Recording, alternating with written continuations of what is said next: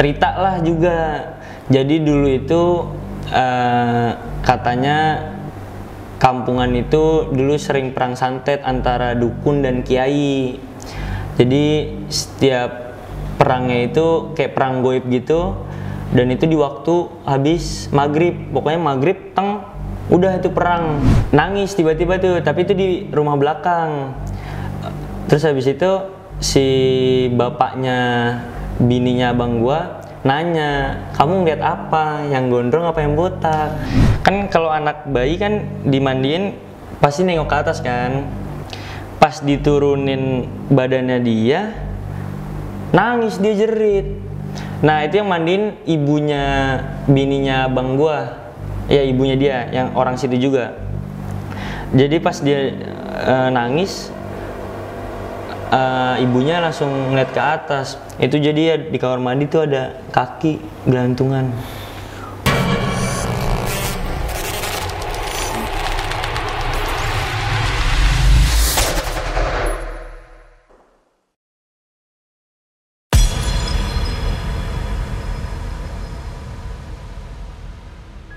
Assalamualaikum warahmatullahi wabarakatuh. Selamat datang di Narasi Misteri. Kita akan menceritakan kisah-kisah kejadian nyata para narasumber yang datang ke sini.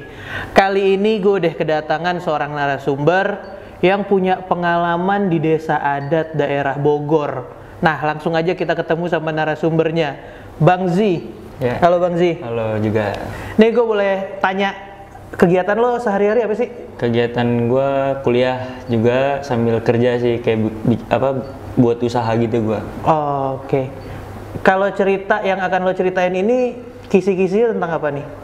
Jadi kemarin gue datang ke suatu daerah di daerah Bogor, dan emang kampungan itu penuh dengan kayak persantetan, hal-hal goib tuh masih kenceng banget di sana. Dari zaman dulu sampai sekarang pun masih gitu.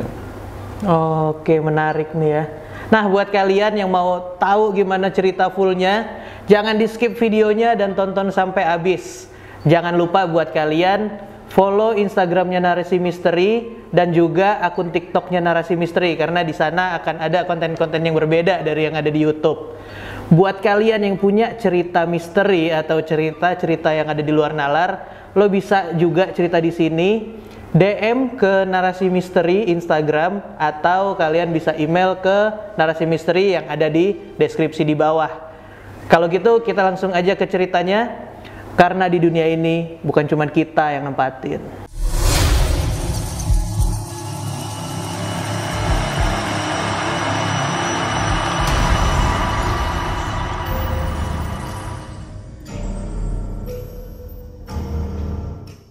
Bang Zi, boleh diceritain nggak awalnya kisah lo ini terjadi?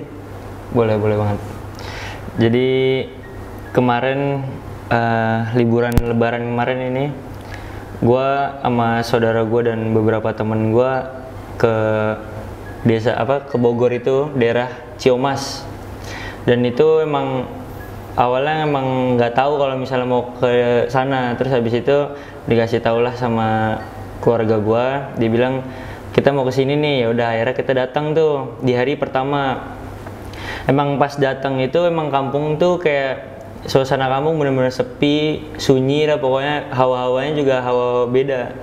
Terus habis itu hari pertama itu masih aman, kita masih aktivitas di siang, sore hari. Terus malam juga masih agak aman lah.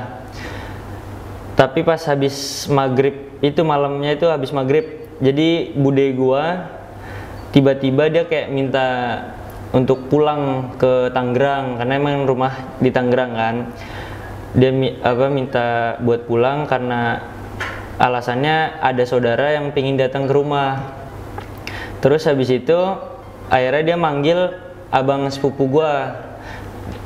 Terus habis itu abang sepupu gua nyamperin lah ke bude gue itu, ditanyain kenapa mah mau pulang, tanggung soalnya kan besok udah balik lagi. Terus habis itu pas di pertengahan mereka ngobrol, ada kunci motor dan isinya itu kunci semua tuh, lumayan berat kan. Di pertengahan obrolan itu kunci tiba-tiba jatuh dengan kayak kenceng, kayak dilempar gitu. Itu awal apa kayak masih biasa aja lah, dikiranya kucing. Kalau apa namanya, emang ada beberapa kucing di situ, dikiranya kucing tapi bukan. Terus habis itu lewatlah hari pertama masih biasa. Hari kedua pas apa namanya pagi itu ada kejadian, orang tuanya istri dari saudara gue ini dia lagi buang air besar. Itu posisi kamar mandi itu kan kloset ngadep ke depan dan pintu kamar mandi ini di sebelah kanannya dia. Itu pintu kamar mandi itu yang modelan yang plastik itu tuh, yang bulat itu. Jadi kalau misalnya rusak kan bisa ngelihat kan ke dalam. Nah, itu pas lagi buang air besar, si bapaknya ini ngelihat kayak ada yang ngintip, orang ngintip. Dikiranya ya apa anak-anak lah yang ada di situ. Selesai dia buang air besar, nanya ke anaknya, si istri abang gua. Dia nanya, "Sip, itu siapa yang habis ngeliat?" gitu. Terus habis itu dengan spontannya juga si anaknya ini ngomong, "Oh, ini si Angga ini saudara gua, bang gua." Tapi sedangkan anak-anak tuh pada masih tidur. Cuman bapaknya ini nggak mau memperpanjang karena tahu, oh kayaknya ada bukan orang gitu yang lihat.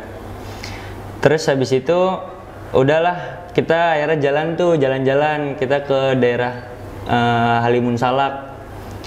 Pas pulang malam tuh jadi nyampe tuh sebelum maghrib. Kan abang gue punya anak nih, udah punya anak. Nah, anaknya di situ ditaruh di rumah depan itu. Jadi itu ada dua rumah depan yang kita tempatin, dan ada rumah belakang yang itu keluarganya mereka yang nempatin. Dan di rumah depan itu depannya kuburan, belakang kuburan, terus pohon bambu juga ada di situ depannya. Emang benar-benar kayak hawanya tuh udah beda banget, kayak bukan rumah, bukan kampung biasa. Terus habis itu habis maghrib itu pintu ditutup. Terus anaknya abang gue ini kayak bercanda sama bapaknya kan. Terus habis itu kayak tiba-tiba minta pingin susu gitu lah, pingin dibikin susu. Bapaknya ngebawa dia ke belakang. Itu bininya itu lagi ke warung beli Indomie. Terus habis itu pas dia jalan ke belakang, tiba-tiba anaknya pas digendong tuh nangis jerit bener, kayak ketakutan. Terus sambil meluk bapaknya kayak abang gue juga ngerasa, ini kenapa anak kok tiba-tiba begini, yang tadinya ceria ketawa-tawa biasa jadi malah ini. Terus habis itu ada yang merasa janggal tuh dalam dirinya dia. Terus habis itu istrinya datang, anaknya dioper ke istrinya, udah dibawa ke depan, itu udah biasa lagi, nggak nangis lagi. Selesailah susu dibuat segala macam. Dan hari kedua itu emang kita pulang, emang jadwalnya kita pulang. Pas perjalanan pulang itu anaknya masih ditaruh di kampung situ, jadi nggak dibawa pulang, nggak dibawa ke Tangerang, karena istilah neneknya anak itu pingin cucunya masih ada di situ.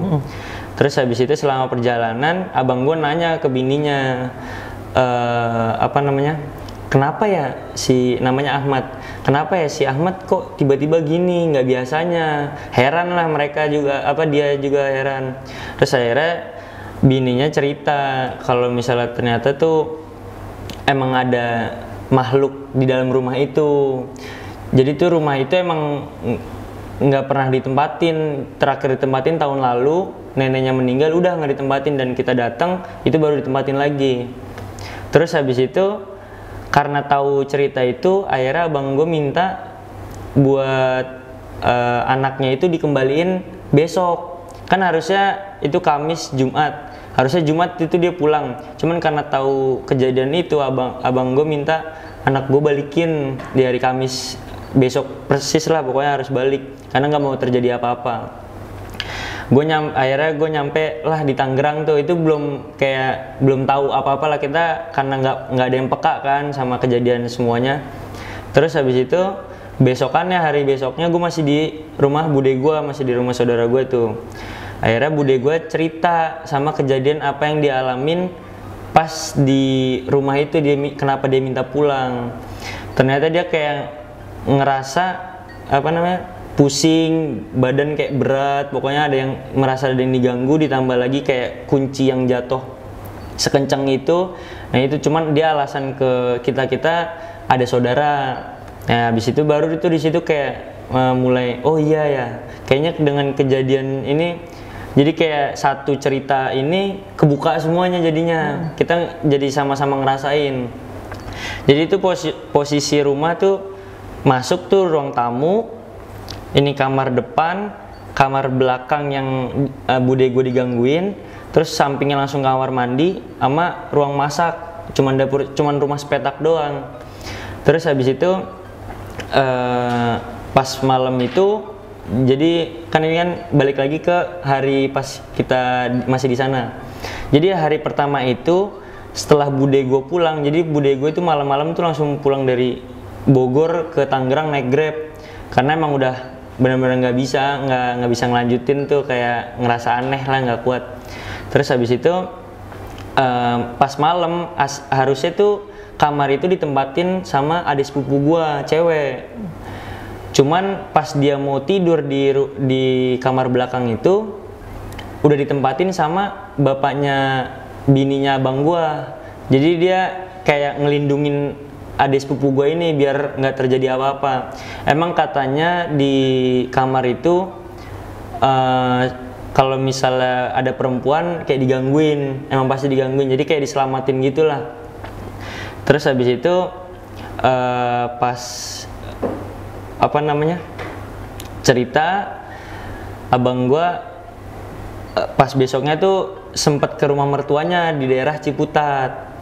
Karena kan anaknya datang dari Bogor tuh, anaknya datang dari Bogor, terus diceritain lah sama orang situ, karena abis dari Bogor datang diceritain ternyata ada kejadian lagi di hari Kamis itu sebelum dia pulang.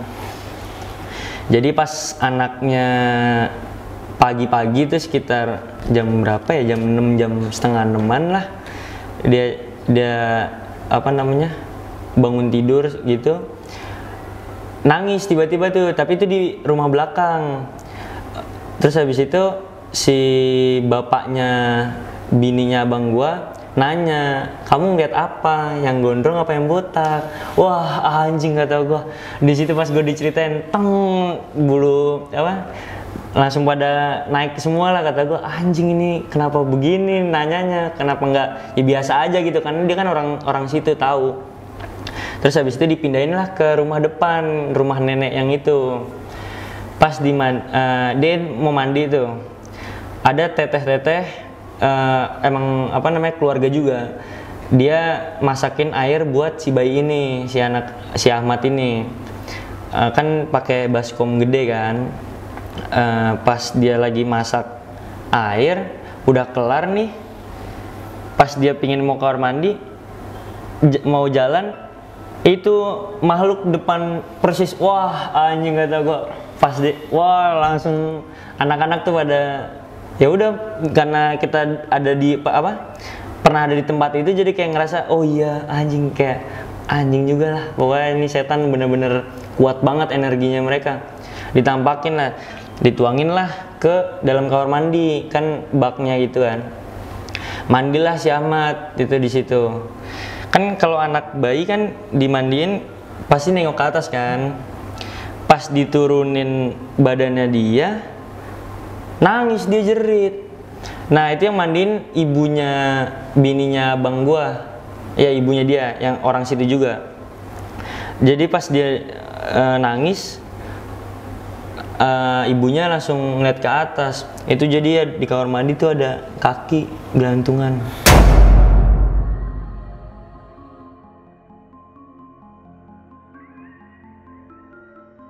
Kenapa begini? Alhamdulillah itu kita nggak ngalamin bener-bener ditampakin banget. Alhamdulillah kita juga nggak peka sama lingkungan di situ, jadi biasa aja. Cuman pas diceritain, iya juga ya. Cuman emang beberapa ada yang ngerasain. Terus habis itu, habis selesai mandi, dipindahinlah ke kamar belakang itu yang bude gua ngerasain itu. Pas dipakein baju, mau dipakein baju, kan ngelihat apa mata anak bayi kan ke arah ibunya yang itu tuh, yang ngurusin bajunya itu. Si ibunya apa merhatiin matanya kemana nih ngeliatnya, tapi dia nangis sambil nangis. Pas ngeliat kiri, bener pisan di sebelah kirinya ada, ya itu makhluk yang ada di kamar itu. Akhirnya manggil Abi, apa suaminya, buat Abi, ini di sebelah kiri. Udah paham tuh Abinya karena emang orang situ kan. Jadi kayak disuruh buat apa namanya, pergi secara halus ininya. Udah setelah diusir kayak gitu, bener-bener anteng. Jadi kayak, wah ini emang bener-bener digangguin banget nih. Kasian tuh si Ahmadnya itu, karena dia kan masih bayi, masa harus dibikin nangis terus karena dia ngelihat hal-hal yang goib di situ. Udah, terus habis itu cerita lah juga.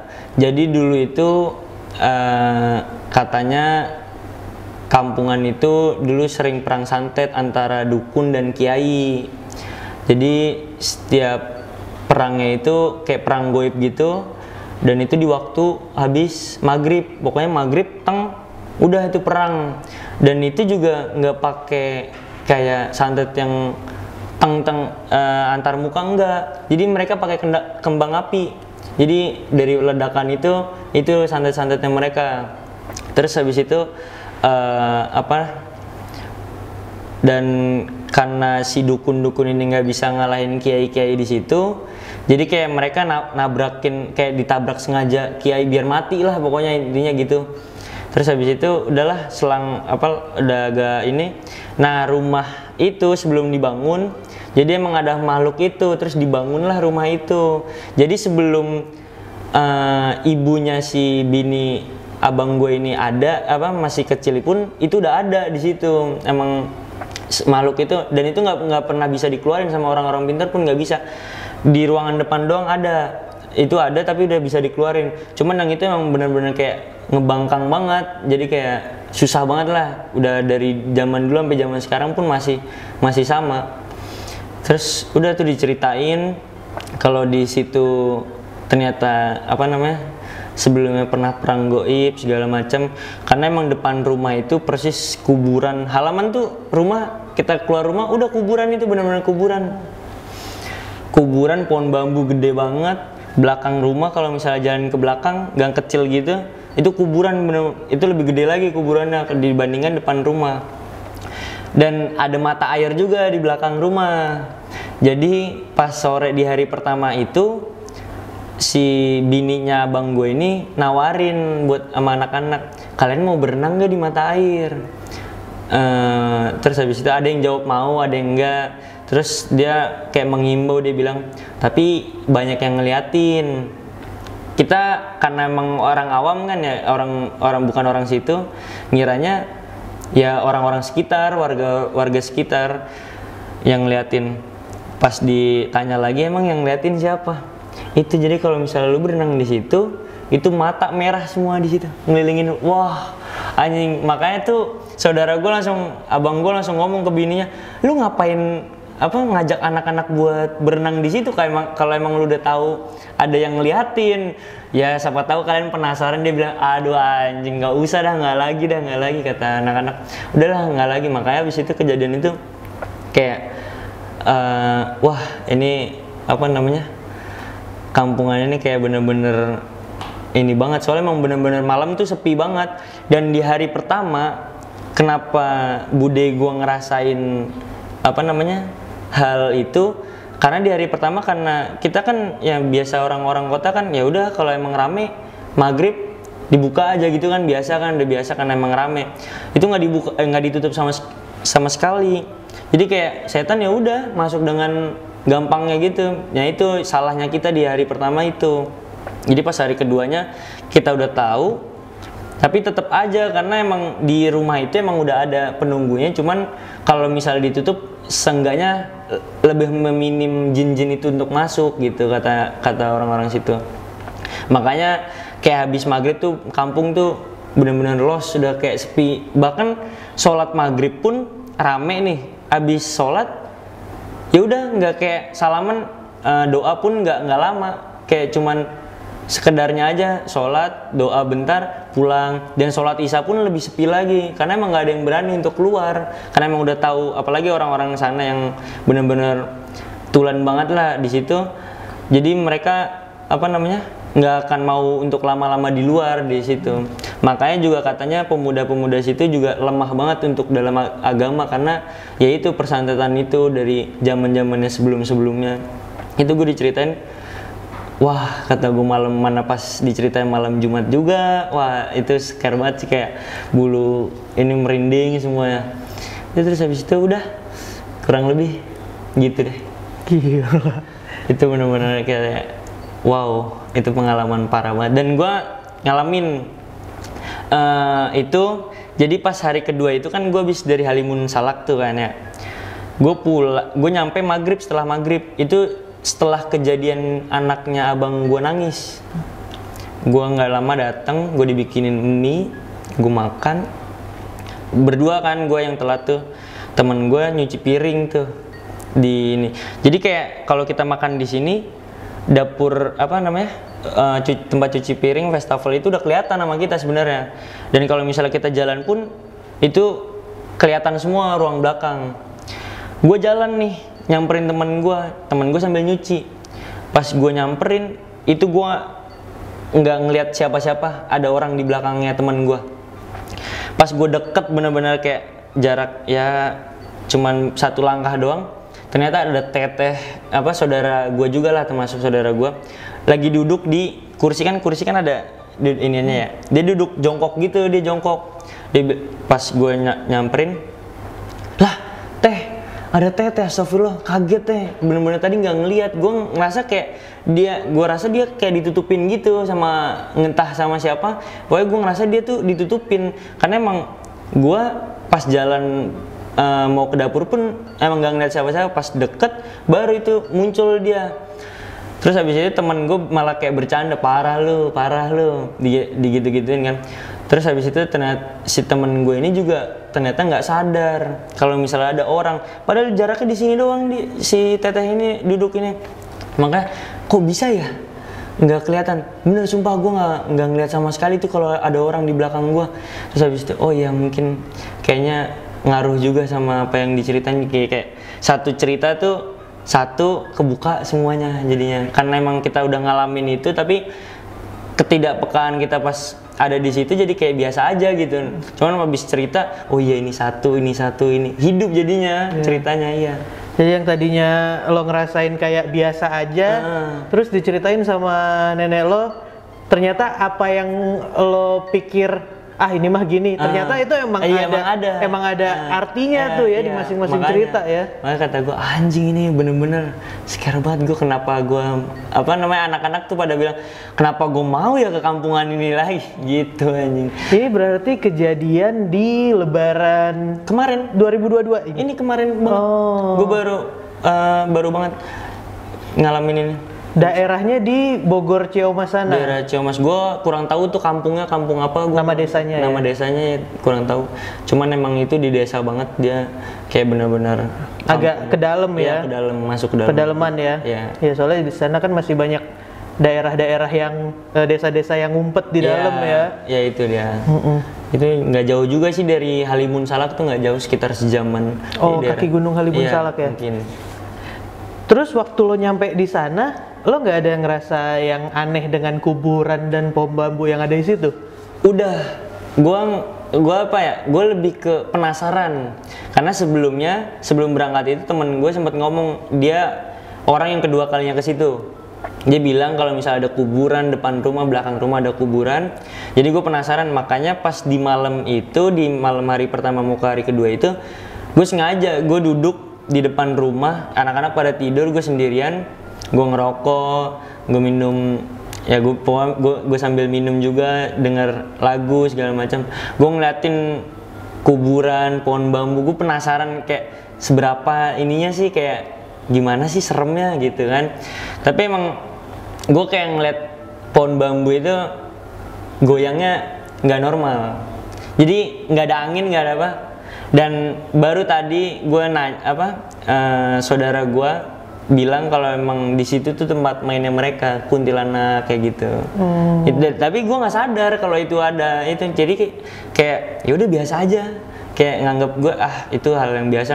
Dari jam 12-an sampai jam subuh gue di situ di depan rumah itu kayak sendirian, gue bengong, nggak bengong sih, kayak nyetel lagu segala macam, pingin tahu seberapa ininya. Karena emang udah apa namanya terjadi, kayak gue telat juga tahu ceritanya, jadi ya udah.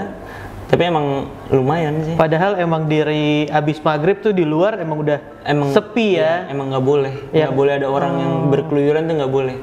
Emang kayak udah ininya lah dari adat orang-orang situ, jadi nggak boleh, bener-bener nggak boleh. Karena emang perangnya dulu pas perang santet itu di jam habis maghrib. Jadi dia kayak menurut gue jamnya itu habis maghrib sampai sekitar jam 6 pagi.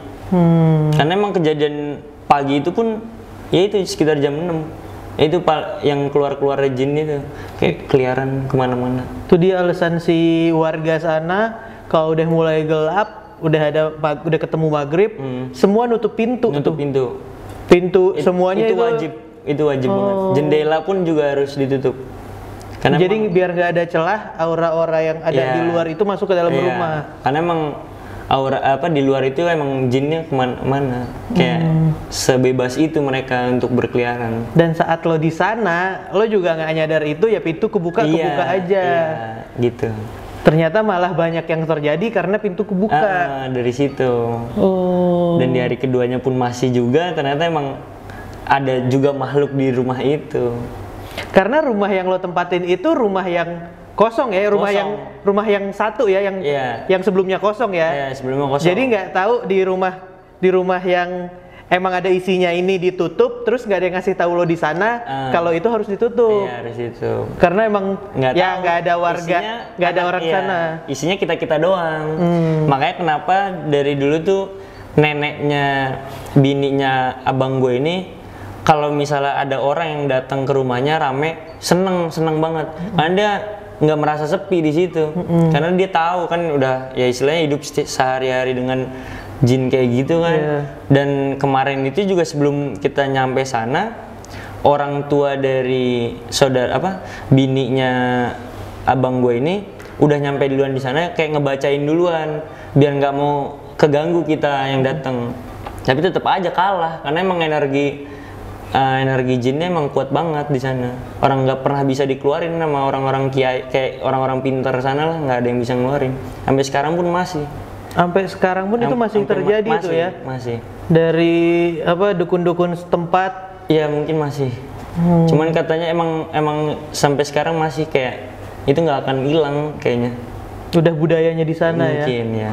Dan di belakang rumah juga katanya ada pohon pohon gede gitu, dan saat ditebang ya itu kayak mungkin itu rumah si jin itu ya, pas ditebang makin jadi lagi.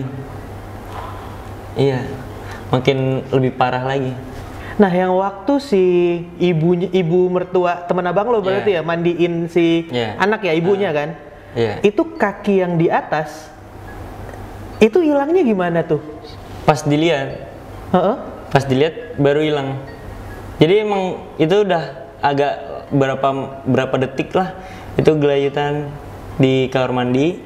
Terus habis itu pas dilihat udah habis itu hilang. Nggak ada. Oh, jadi kayak ngelihat terus kedipan, habis itu kayak nggak ada gitu. Gitu. Waduh, gila, ngeri banget. Itu emang parah banget, makanya kata gue anjing, kenapa gue ada di situ gitu, gue ngerasanya. Nah, yang diusir, yang katanya di sebelah kiri dari si ibu tadi, itu yang ngusir kan suaminya ya? Iya. Itu caranya tahu nggak lo gimana mereka itunya? Gue kurang tahu tuh, entah dibacain apa nggak tahu. Cuman katanya mah kayak suruh minggir doang gitu. Jadi dia menempatkan posisi si jin ini di samping istrinya, terus habis itu kayak tangannya entah kayak nyuruh minggir ya. Kayak gitu. Jadi udah hilang. Si anak ini juga diem langsung, bener-bener anteng, kayak ceria lagi, kayak nggak ada apa-apa. Gue bakar rokok dulu ya? Iya, boleh. Segitu biasanya ya orang warga sana dengan hal-hal yang kayak gini ya? Karena emang si ibunya itu pas masih kecil pun emang udah ada itu. ada apa sih makhluk-makhluk itu emang udah ini, jadi kayak udah hal yang biasa menurut mereka. Udah makanan sehari-hari Iya. mereka ya. Jadi di situ juga ada, jadi rumah neneknya itu jadi letter L gitu, dan ini ada rumah lagi nih tetangga juga. Itu ada tingkat apa lantai 2-nya itu nggak boleh ditempatin sama orang, sama sekali nggak boleh. Karena di situ ada penunggunya juga. Ini rumah yang mana? Rumah tetangga. Oh, Tapi emang kayak saudara juga kan, namanya orang kampung kan, Iya. apapun kayak tetangga pun tetap jadi saudara.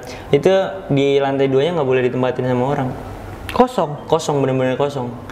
Makanya kayak sayang juga kan kita pas dengernya, kenapa nggak ditempatin itu, sempet nanya, bocah sempet nanya itu kenapa nggak ditempatin. Nggak boleh ditempatin sama orang, karena bakalan digangguin, diganggu-ganggunya lah.